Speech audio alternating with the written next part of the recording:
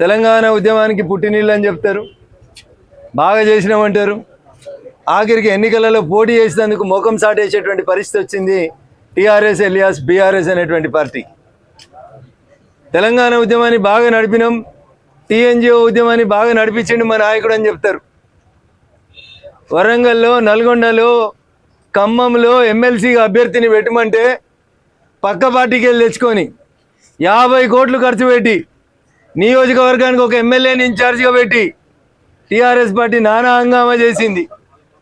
మరి ఇలా అయ్యా చంద్రశేఖరరావు గారు, మీ సొంత జిల్లా మెదక్, కరీంనగర్, నిజామాబాద్, ఆదిలాబాద్ జిల్లాలకు సంబంధించినటువంటి ఎమ్మెల్సీకి అభ్యర్థులు లేరా? లేదా వరంగల్లో పోటీ చేసిన ఆయనకి ఇచ్చిన 50 కోట్లు ఈడు ఉన్న ఆయనకి ఇచ్చేందుకు మనసొప్తలేదా? ఎందుకంటే ఈయన ఉద్యమకారుడు కాబట్టి ఈయన మీద పైసలు పెట్టుబడి పెట్టదలుచుకోలేదా?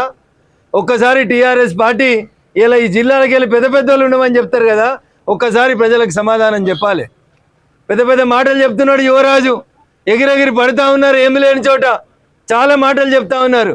ఏడి మీ మెదక్, కరీంనగర్, నిజామాబాద్, ఆదిలాబాద్లో అభ్యర్థి ఏడి? వరంగల్, మహబూబ్ నగర్, ఖమ్మంకు పెట్టగలిగిన మీరు ఎందుకు మీ సొంత జిల్లాలో టీఆర్ఎస్ పార్టీ గ్రాడ్యుయేట్ ఎమ్మెల్సీ అభ్యర్థిని, టీచర్స్ ఎమ్మెల్సీ అభ్యర్థిని పెట్టుకోలేనంత దీన స్థితికి వచ్చిందో ఒక్కసారి ఆలోచించాలి.